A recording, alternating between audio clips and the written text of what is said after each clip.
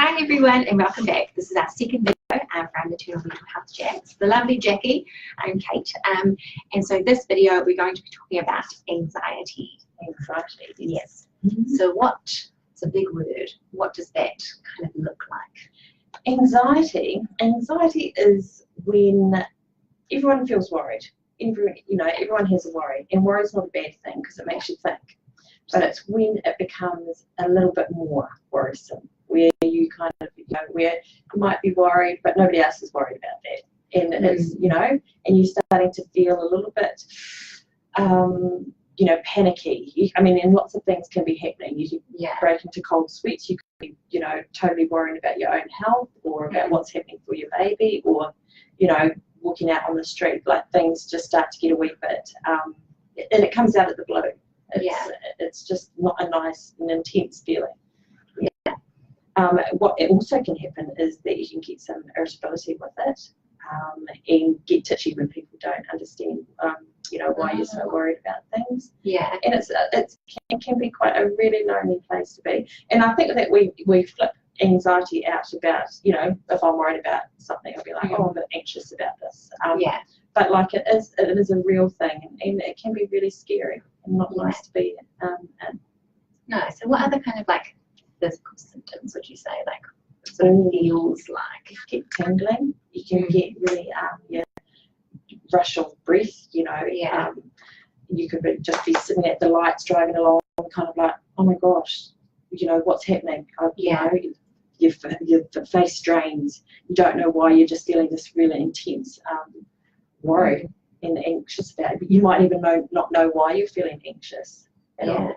And it's not a nice place. Some women talk about, the knot in your stomach, and you might not be able to eat or anything like that, just because you're just so worried. So what do you do when you are in that place? Well, what we can do is are you ready for some breathing? Yes. Because what you can do is do some breathing exercise, and just to kind of calm you down, especially if you're sitting at the lights, that's not a good place to be feeling anxious. Or if you are with your children and you just need some time, they might be around and you're just needing to kind of regroup. We have the 16-second breathing thing that I was shown by a colleague. Do you want to do it? Yes. Okay. I'm going to do it as well. It's going to take 16 seconds. Okay. So it's all your breathing. Okay. So this is what's going to happen. 4 breaths in. 4 seconds for holding your breath. 4 seconds for exhaling and holding the exhale for 4 seconds. And it's in through your nose, out through your mouth? In through, yes. Okay, so I'll count you. And you do it, and just see how you feel. Just see if you feel nice and relaxed. Okay, so I won't do it, you do it. Okay, so breathe in for 4 seconds. 2, 3, 4. Hold for 4 seconds. 3, 4. And then breathe out for 4 seconds. And then hold that breath out for 4 seconds. 1, 2, 3, 4.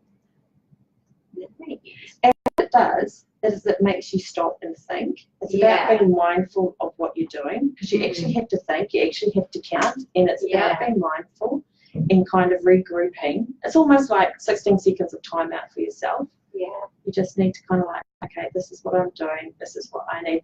And it might be that you need to have prompts around. You might need to put little sticky things around your house and just remind yourself to breathe, or remind yourself to calm down, or remind yourself, to go and have a chocolate. I don't know. Just have that normally. But so, and because it helps your I can't think of the right word for the system, which is like your fight or flight. Where it's freeze. I'm a freezer. I found that I'm a freezer. If anything throws me, I'm freezing. And that slow, that deep breath kind of settles that kind of grounds down, you, doesn't it? There's another one that in our team that we kind of offer up to women too. Is the think of 5 things that you can see. So, and this is just to kind of ground you again and to remind you just to kind of take an account of what's happening. So 5 things that you can see, name them, and then 5 things that you can touch. 5 things that you can see, 4 things that you can touch, 3 things that you can hear, 2 things that you can smell, and 1 thing that you can taste. So it just kind of goes through your senses. So it's 5, 4, 3, 2, 1. Goes through your senses, and it just kind of like, it might be that, you know, you can smell your breast milk, or you can smell your baby. It might be that you can feel, you know, a ring, or your earrings in your ear, or you know, be mindful of what kind of pants you're wearing. You might be able to taste your cup of tea, or you know, toothpaste, whatever. You'll just have, But it's also just to kind of get you to that point where you kind of think, get you back into that moment, and you have to think, what can I do? What do I need? And how am I going to be with my baby? Yeah. So what sort of, like, why does this happen? Probably the $1 million question. Well, it can be from, you know, past trauma. It can be that you've had, you've got something happening at the moment for you that you are worried about. It could be that, you know, through your birth, you know, it could be some stuff can go down. Yeah, exactly. And stuff that you're not aware of. You know, things could, if you're a person that likes things to go smoothly, and you like lists, and you're in control, having a baby can throw that. So like that can bring up a lot of anxiety in itself. We see a lot of mums that are teachers, and preschool teachers and nurses. You know, we're all very good at looking after lots of people, but throw a baby into the mix and it's like, well, there's a lot of teachers and nurses that are just gorgeous too. With it. But you know, it is a big thing having a baby, and you know, it can throw even the most prepared woman. Yeah. And so with feeling like when you can just like do some breathing, and that helps. But when do you know, like, well, this is not good, like it's getting away on you a bit? When do you know, like, you need to get a bit more help?